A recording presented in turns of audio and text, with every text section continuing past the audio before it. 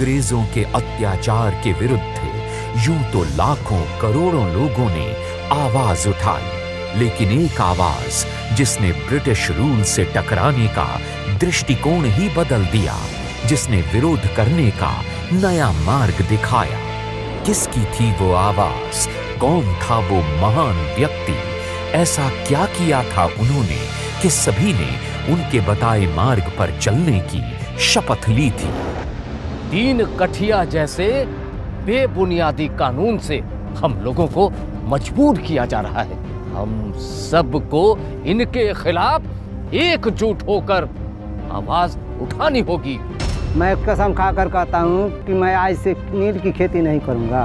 हम भी प्रण लेते हैं, आज से नील की खेती नहीं करेंगे। अंग्रेजों के अत्याचार के खिलाफ लड़ने के लिए तैयार है। कौन था वो महान व्यक्ति? ऐसा क्या किया था उन्होंने कि सभी ने उनके बताए मार्ग पर चलने की शपथ ली थी?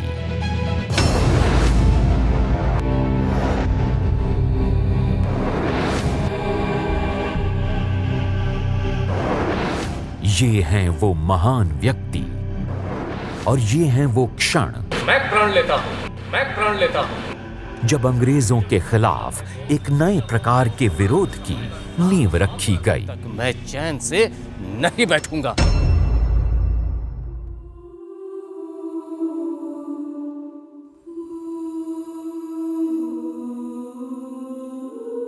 जी हां, वे श्री राजकुमार शुक्ल जी ही थे जिन्होंने मात्र 31 वर्ष की आयु में नील उत्पादन के विरोध में संकल्प लिया और उनके मार्गदर्शन में किसानों ने शपथ ली और अंग्रेजों के इन कड़े नियमों के खिलाफ विरोध प्रकट किया। यहां पर विरोध और विद्रोह के बीच के अंतर को भली भांति समझा जा सकता है। विद्रोह में हिंसा होती है जिसे कुचलने में अंग्रेज माहिर थे, लेकिन जब श्री राजकुमार शुक्ल जी ने किसानों को एकजुट किया तो उनकी एकता को तोड़ने में अंग्रेज हुकूमत विफल होने लगी। मुझे बेहद प्रसन्नता हो रही है, गौरव की अनुभूति हो रही है। सबसे पहले तो मैं इस महान धरती का नमन करता हूं। यहीं से पंडित राजकुमार शुक्ला जी निकले और जो कुछ भी उनसे बन पड़ा, उन्होंने नीलों के अत्याचार के खिलाफ, अंग्रेजों के जुल्म के खिलाफ अभियान चलाया, आंदोलन किया। नील की पैदावार के अंग्रेजों ने बहुत कड़े कानून बनाए हुए थे, जिसे 3 कठिया कानून के नाम से भी जाना जाता था।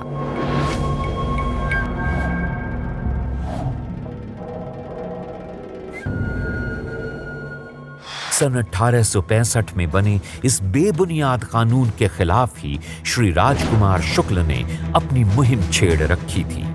वो हर कीमत पर किसानों पर होते इस शोषण को खत्म करना चाहते थे।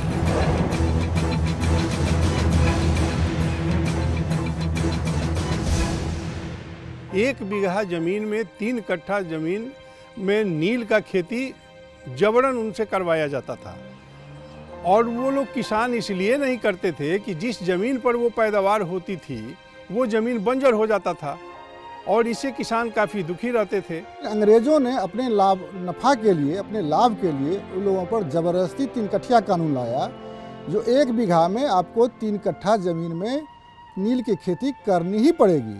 शुक्ल जी का जन्म चंपारण के एक उन्नत किसान के घर हुआ था और इसी कारण खेती और किसानों से उनका लगाव बचपन से ही रहा था और यही वजह थी कि उन्होंने किसानों की दुर्दशा को बहुत करीब से देखा था। एक तरफ अंग्रेजों का जुल्म और दूसरी तरफ सूद वसूलते जमींदार, दोनों तरफ से पिसते किसानों के लिए कहीं भी कोई राहत नहीं थी। ऐसे में जब राजकुमार शुक्ल ने किसानों के उत्थान के लिए पहला कदम उठाया तो किसानों को आशा की किरण नजर आने लगी। श्री राजकुमार शुक्ल जानते थे कि जब तक लोग किसानों की स्थिति से अवगत नहीं होंगे तब तक किसानों के प्रति किसी भी प्रकार की सहानुभूति और उनके लिए किसी भी प्रकार की सहायता प्राप्त करना कठिन है। साठी विद्रोह और उसके बाद की राजनीतिक घटनाओं को पटना से प्रकाशित होने वाले अखबार बिहारी ने प्रमुखता दी थी और तब इसके संपादक महेश्वर प्रसाद चंपारण के कलेक्टर मिस्टर रेनी से मिलने के लिए आए और उनसे साठी विद्रोह की जांच करने का अनुरोध किया। इससे मिस्टर रेनी बहुत गुस्से में आ गए। उनकी पैरवी पर बिहारी अखबार के संपादक महेश्वर प्रसाद को बर्खास्त कर दिया गया और बिहारी अखबार भी बंद हो गया। राजकुमार शुक्ल का संपर्क बेतिया में टाउन गुरु ट्रेनिंग स्कूल के शिक्षक पीर मोहम्मद मुनीस, पशुपति लाल एवं हरवंश सहाय से था, जो प्रताप अखबार सहित विभिन्न पत्र पत्रिकाओं में छद्म नाम से आलेख एवं समाचार प्रकाशित किया करते थे। राजकुमार शुक्ल उनसे मिले और उन्होंने चंपारण के किसानों की व्यथा उन्हें बताई। ये जो अंग्रेज नीलहे हैं ना, वो किसानों को विरोध करने का दंड दे रहे हैं, लेकिन हमने भी हार नहीं मानी है। हमारा संघर्ष जारी है और जारी रहेगा। लेकिन इस खबर को समाज की दृष्टि में लाने के लिए आपकी पत्रकारिता और आपके प्रसार की आवश्यकता है। आप निश्चिंत रहे शुक्ल जी, हम अपने समाचार पत्र, प्रताप और विभिन्न पत्रिकाओं में इस खबर को प्रकाशित करेंगे। हाँ शुक्ला जी, जरूर प्रकाशित करेंगे। आप लोगों का बहुत बहुत धन्यवाद। अंग्रेजों को यह अनुभव हो गया था कि राजकुमार शुक्ल जी की आवाज को दबाना बेहद जरूरी है। चंपारण के बेलवा कोठी में अंग्रेज एसी इम्मन रहता था, जो वहां के किसानों से नील की खेती करवाता था और उसकी फैक्ट्री में नील का उत्पादन होता था। किंतु वहां के किसानों द्वारा नील की खेती का विरोध किए जाने के कारण उसे बहुत नुकसान हो रहा था और वो ये जानता था कि श्री राजकुमार शुक्ल जी इन किसानों का नेतृत्व कर रहे हैं। ये सारा न्यूज राजकुमार शुक्ला ने फैलाया है। उसको उड़ने से पहले उसका फर काटना पड़ेगा। इसलिए उसने शुक्ल जी के खिलाफ षड्यंत्र किया और उन्हें जेल भिजवा दिया।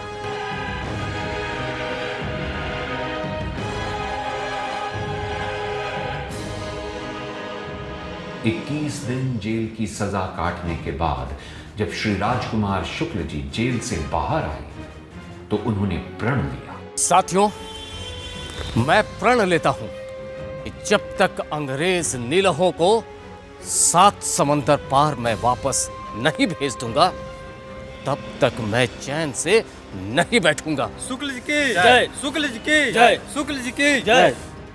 इस साधारण किसान के मन का वह असाधारण संकल्प जो था कि हम गांधी को चंपारण लाएंगे, यह इससे बड़ी रोमांचकारी कोई घटना नहीं है आधुनिक भारत के इतिहास में। अपने प्रण को और अपने लक्ष्य को पूरा करने के लिए शुक्ल जी गांव-गांव, शहर-शहर घूमकर लोगों को एकजुट करने लगे, उन्हें विरोध प्रदर्शन की दिशा देने लगे।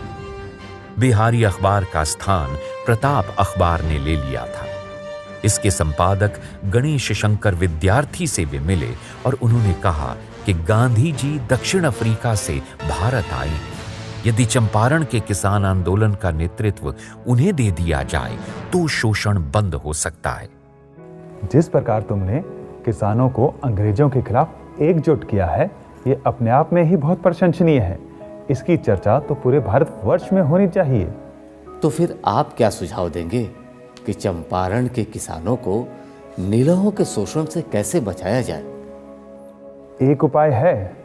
गांधी जी दक्षिण अफ्रीका से भारत वापस आ गए हैं। अगर वो तुम्हारे आंदोलन का नेतृत्व करना स्वीकार कर लेते हैं तो तुम्हारे इस आंदोलन का प्रचार पूरे भारत में हो जाएगा। अच्छा, फिर तो उन्हें चंपारण आना ही होगा। बस इसके बाद शुक्ल जी गांधी जी को चंपारण लाने की मुहिम में जुट गए। प्रताप अखबार ने चंपारण की गतिविधियों को जगह देना आरंभ कर दिया। 29 नवंबर 1914 में प्रताप समाचार पत्र के अग्रिम भाग पर चंपारण के रैयतों पर नील की खेती करने वाले किसानों पर होते अत्याचार और उनके शोषण पर एक आलेख प्रकाशित हुआ, जिसमें ब्रिटिश और यूरोपियन प्लांटर्स की घोर निंदा की गई थी। उनकी सोच और उनके व्यवहार का ब्यौरा दिया गया था। इसी लेख को 13 दिसंबर को पुनः प्रकाशित किया गया।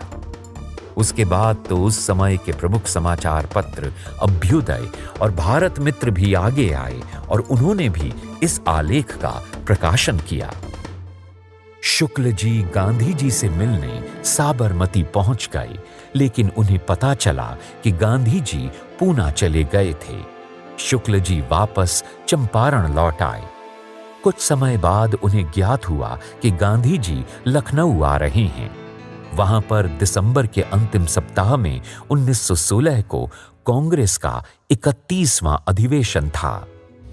गांधी ने स्वयं कहा है कि अंत में मैं इस हठी किसान के जिद के आगे झुक गया, और गांधी ने स्वीकार किया है कि अगर राजकुमार शुक्ल न होते तो वो उस समय इतनी जल्दी चंपारण नहीं आते। हम लोगों को अंग्रेजों से डरने की ज़रूरत नहीं है। हम लोग डटकर मुकाबला करेंगे। आप लोग हमारे साथ हैं? आप लोग हमारा साथ देंगे? किसान का जीवन धरती माँ को समर्पित रहता है और अपने खेतों को वो बच्चों की तरह पालता पोसता है, लेकिन फिर भी उसके हाथ में उतना धन नहीं आ पाता है कि वो अपने परिवार को भर पेट भोजन भी करा सके। अंग्रेजों ने अपने नियमों से तिनकठिया जैसे बेबुनियाद। लेकिन उस समय ये भी कौन जानता था कि चंपारण के रैयतों के प्रतिनिधि बनकर गए राजकुमार शुक्ल, जो भोजपुरी और हिंदी मिश्रित बोली बोलते थे, वो कांग्रेस अधिवेशन में देश की तकदीर बदलने का प्रस्ताव लेकर गए थे। यहां से चंपारण नजदीक ही है। आपसे विनती है कि चंपारण के आंदोलन का नेतृत्व आप करें। एक जांच समिति का यदि गठन हो जो चंपारण के लाखों किसानों की दुर्दशा की जांच कर सके, इससे उन पर होने वाले अत्याचार को रोकने में सहायता मिलेगी।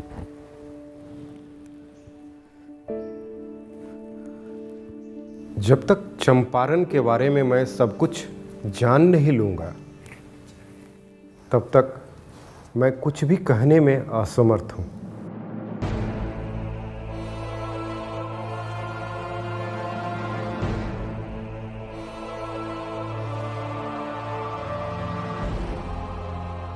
लखनऊ से गांधी जी कानपुर गए और शुक्ल जी वहां भी पहुंच गए। उन्होंने गांधी जी से कहा कि यहां से चंपारण बहुत नजदीक है। गांधी जी सुनकर चुप हो गए, कुछ जवाब नहीं दिया। पर इसके बाद जब वहां गांधी जी ने शुक्ल जी को आश्वस्त किया कि वे चंपारण जाएंगे, शुक्ल जी खुश हुए और उन्होंने उनको धन्यवाद दिया। फिर भी महीनों बीत गए, गांधी जी नहीं आए। शुक्ल जी बहुत निराश हो गए और फिर हताश होकर 27 फरवरी 1917 को उन्होंने गांधी जी को पत्र लिखा। शुक्ल जी स्वयं देवनागरी या हिंदी नहीं लिख सकते थे, इसलिए उन्होंने गांधी जी को पत्र लिखने में पीर मोहम्मद मुनीस की सहायता ली।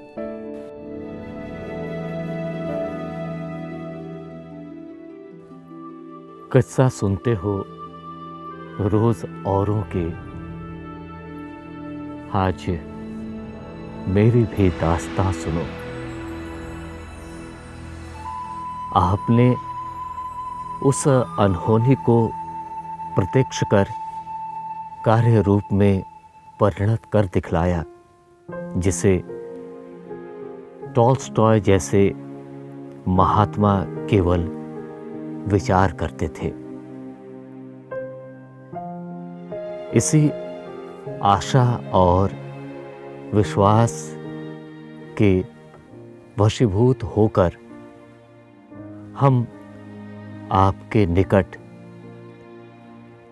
अपनी राम कहानी सुनाने को अभिलाषी हैं, आपका दर्शनाभिलाषी राजकुमार शुक्ल। इतने भावुक पत्र को पढ़कर पत्थर भी पिघल जाएं, तो फिर गांधी जी प्रभावित कैसे नहीं होते। उन्होंने प्रत्युत्तर में लिखा कि वे 7 मार्च को कलकत्ता पहुंच रहे हैं, किंतु नियति देखिए, यह पत्र शुक्ल जी तक पहुंच नहीं पाया। पर शुक्ल जी की इच्छा शक्ति और उनकी भक्ति को जैसे ईश्वर ने अनुभव कर लिया था और किसी दूसरे तरीके से यह सूचना शुक्ल जी तक पहुंची। शुक्ल जी देखिए क्या छपा है।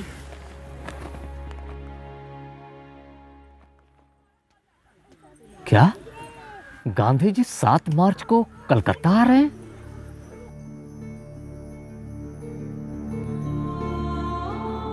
शुक्ल जी को कलकत्ता पहुंचने पर जानकारी मिली कि गांधी जी कलकत्ता आए तो थे, लेकिन वे वापस चले गए। शुक्ल जी की गांधी जी से भेंट नहीं हो सकी और वे वापस चंपारण चले आए। महात्मा गांधी ने 16 मार्च को एक पत्र राजकुमार शुक्ल को चंपारण के पते पर भेजा, लेकिन वह पत्र राजकुमार शुक्ल को समय पर नहीं मिल सका। उस पत्र में महात्मा गांधी ने वर्णन किया था, जो मैं कलकत्ता आ रहा हूं, आप मुझसे आकर मिल सकते हैं।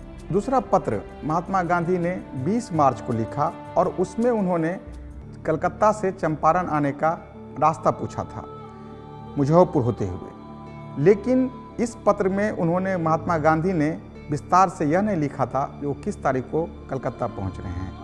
5 तारीख को महात्मा गांधी का टेलीग्राम राजकुमार शुक्ल को मिला, 5 अप्रैल को, जिसमें उन्होंने यह लिखा जो वो 7 तारीख को कलकत्ता पहुंच रहे हैं और भूपेंद्र नाथ बसु के घर पर रुकेंगे और वहीं पर आकर के वो मिलें। शुक्ल जी की खुशी का ठिकाना नहीं था। उनका सपना पूरा होने का रास्ता प्रशस्त हो रहा था, इसलिए वे 5 अप्रैल को मुजफ्फरपुर पहुंचे। कलकत्ता चलने को तैयार हुए तो पता चला कि हीरालाल साहा और रामदयाल साहा की माता का निधन हो गया है और वे दाह संस्कार करने के लिए सिमरिया जा रहे हैं। इसी गाड़ी पर सवार होकर शुक्ल जी भी सिमरिया पहुंचे और फिर स्टीमर से मोकामा आए।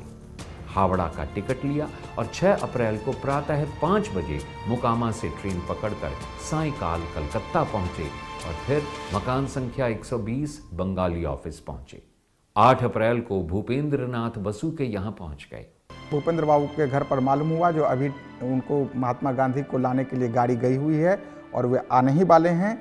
महात्मा गांधी से उनकी मुलाकात 8 तारीख को हुई और दोनों आदमी का कार्यक्रम बना जो 9 तारीख को वापस चंपारण चला जाए।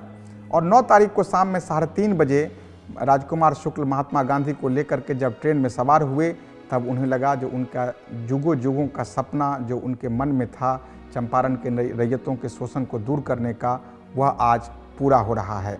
10 तारीख को महात्मा गांधी को लेकर के बांकीपुर पहुँचे, जो उस समय पटना का स्थान था, और फिर राजेंद्र बाबू के घर पर आए, उसके बाद मजरूल हक के घर पर आए और उसी दिन महात्मा गांधी ने निश्चय किया जो हम मुजफ्फरपुर चलें, क्योंकि मजरूल हक ने सलाह दिया था तो चंपारण जाने से पहले अंग्रेज अधिकारियों और नीलहों के प्रतिनिधि से उन्हें मिलना जरूरी है।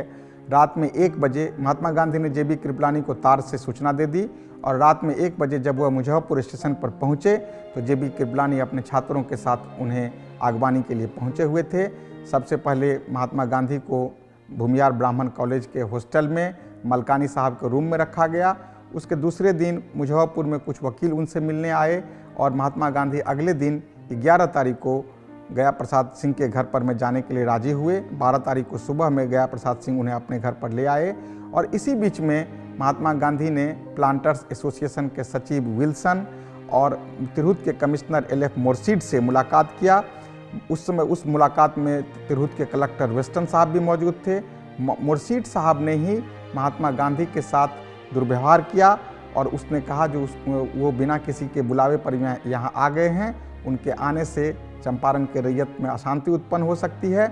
इसीलिए उसने महात्मा गांधी को यह सलाह दिया जो वो जैसे जितनी जल्दी हो सके तिरहुत छोड़ करके चले जाएं, अन्यथा उनके ऊपर मुकदमा दायर किया जाएगा। चंपारण पहुंचने पर 18 अप्रैल 1917 ईस्वी को गांधी जी पर मुकदमा चलाया गया। गांधी जी ने अपना राजनीतिक कौशल दिखाते हुए चंपारण नहीं छोड़ने, यहां तक कि जमानत नहीं लेने और 100 रुपया मुचलका तक जमा नहीं करने की स्पष्ट घोषणा की। गांधी जी का सत्याग्रह का भारत में ये पहला प्रयोग था। बाद में गांधी जी ने अपनी आत्मकथा में लिखा कि अंग्रेज अधिकारी उन पर नहीं बल्कि अपनी ही सरकार पर मुकदमा करने की भूल कर बैठे थे। शुक्ल जी 27 तारीख को रामनवमी प्रसाद, ब्रजकिशोर प्रसाद, विंध्यवासिनी प्रसाद आदि को गांधी जी के साथ में लेकर ट्रेन द्वारा बेतिया से नरकटियागंज पहुंचे। वहां से पैदल चलकर वे डी के शिकारपुर गांव पहुंचे। थोड़ी देर वहां रुककर जलपान किया और फिर पैदल ही चलकर मुरली भरहवा गांव पहुंचे। गांधी जी ने अपनी आंखों से बेलवा कोठी के निलहे एसी इम्मन की करतूत देखी। 2 महीने पहले कोठी द्वारा शुक्ल जी के घर को रौंद दिया गया था।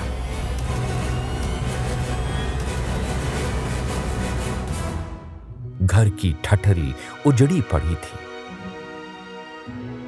कोठी द्वारा शुक्ल जी के खेतों में लगी फसल को मवेशियों से चरा दिया गया था।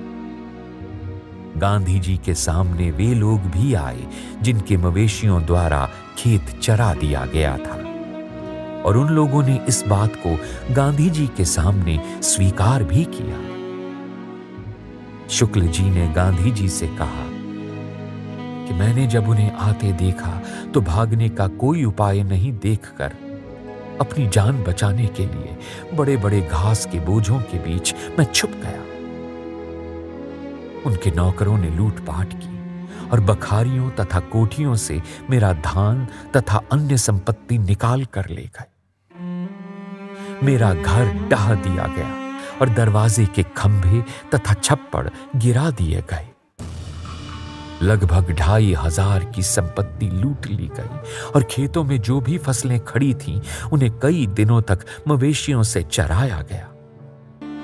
मैं मोतीहारी गया और कलेक्टर से लूट की सारी बातें बतलाई, लेकिन कलेक्टर ने कुछ नहीं किया।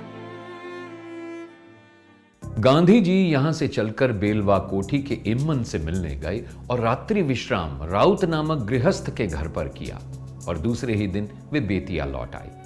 इसके बाद गांधी जी गांव-गांव घूमकर रैयतों से मिलते रहे। उनके स्वयं सेवक गण, जिनमें ब्रजकिशोर प्रसाद, राजेंद्र प्रसाद, अनुग्रह नारायण सिंह, धरणीधर प्रसाद, विंध्येश्वरी प्रसाद वर्मा आदि लोग थे, वे रैयतों के बयान नोट करने लगे। बेतिया और मोतीहारी में ये काम होते थे और गांधी जी जगह जगह जाकर रैयतों से मिलते थे। बेतिया कार्यालय की व्यवस्था का भार शुक्ल जी के जिम्मे था। सबसे पहले महात्मा गांधी को पटना बुला करके यहाँ मिस्टर मॉडे ने उनसे मुलाकात किया। मिस्टर मॉडे ने उन्होंने आश्वस्त किया जो हमारे जो स्वयंसेवक वो किसी तरह का अशांति नहीं फैलाते हैं। इसके बाद महात्मा गांधी को गेट ने, जो उसमें लेफ्टिनेंट गवर्नर थे, रांची बुलाया और दोनों के बीच हुई बातचीत का परिणाम यह हुआ जो चंपारण के पूरे अफेयर्स की जांच के लिए, पूरे मामलों की जांच के लिए एक विशेष समिति का गठन किया गया, जिसके अध्यक्ष FG सलाई हुआ करते थे। रैयतों के प्रतिनिधि के रूप में महात्मा गांधी को भी रखा गया। महात्मा गांधी इस समिति द्वारा गांव-गांव जा करके रैयतों से, नीलहों से, अधिकारियों से गवाहियां ली गई और उन गवाहियों के आधार पर में एक विधेयक तैयार किया गया। अब तक गांधी जी और उनके स्वयं सेवकों द्वारा 20,441 गांवों में 5,000 रैयतों के पूरे बयान तथा 8,000 रैयतों के संक्षिप्त बयान लिए जा चुके थे। 15 जुलाई से जांच समिति का काम शुरू हो गया।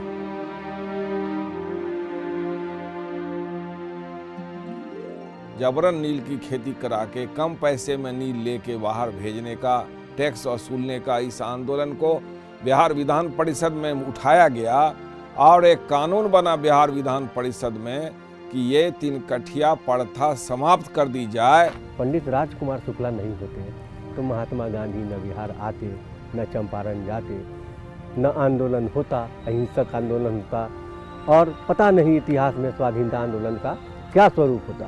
एक विधेयक तैयार किया गया जिसका नाम चंपारण एग्रेरियन बिल अथवा चंपारण कृषि विधेयक था। वह 18 फरवरी 1918 को विधान परिषद में पारित हुआ और इसके पारित होने से ही चंपारण में तीन कठिया प्रथा का हमेशा हमेशा के लिए अंत हो गया, जिसकी लड़ाई के लिए राजकुमार शुक्ल ने अपने जीवन और अपनी जवानी को कुर्बान किया था। 18 फरवरी 1918 को चंपारण कृषि विधेयक बिहार विधान परिषद से पारित हुआ और इस प्रकार तिनकठिया प्रथा की समाप्ति हुई। साथ साथ किसानों को निलहों के शोषण से मुक्ति भी मिल गई। राजकुमार शुक्ल जी के पूर्ण विश्वास, अनवरत कर्म और इच्छा शक्ति के कारण उनका यह असंभव सा सपना पूरा हो गया।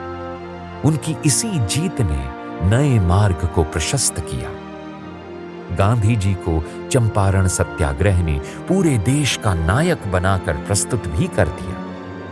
ये राजकुमार शुक्ल की दूरदृष्टि और अथक प्रयास था कि गांधी जी चंपारण आए।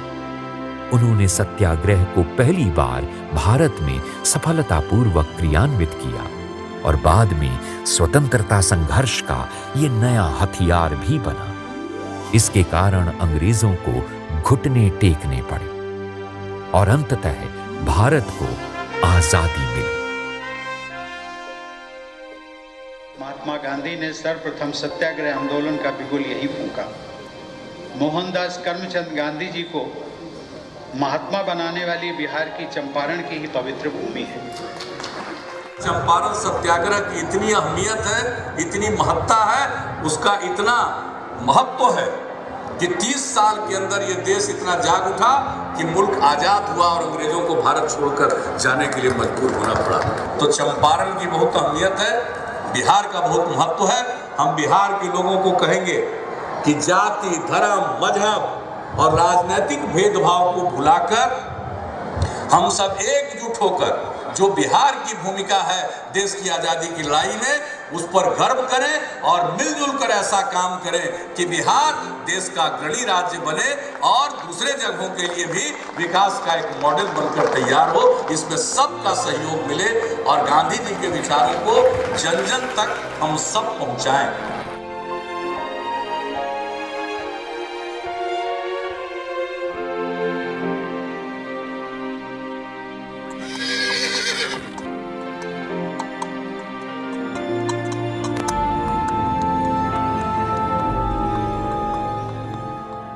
अब तो बहुत खुश हो गए तुम। तुम्हारा सबसे बड़ा दुश्मन चला गया। चंपारण का अकेला वही एक मर्द था जो 25 साल तक मुझसे लड़ता रहा, अब वो भी नहीं रहा।